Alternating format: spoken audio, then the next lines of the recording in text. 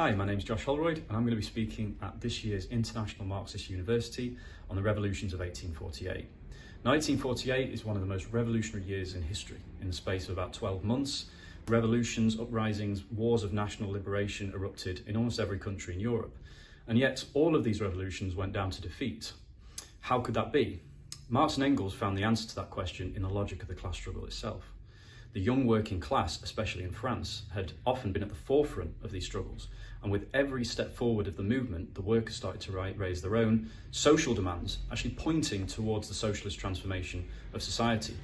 Against this, threatened by this, the so-called liberal capitalists sided with the palace and pulpit in order to secure their class rule and condemn the revolutions to defeat.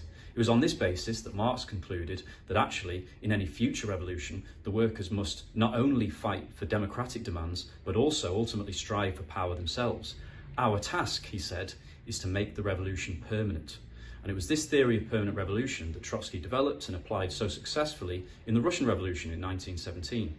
And I would say that really you can't understand any modern revolution without it.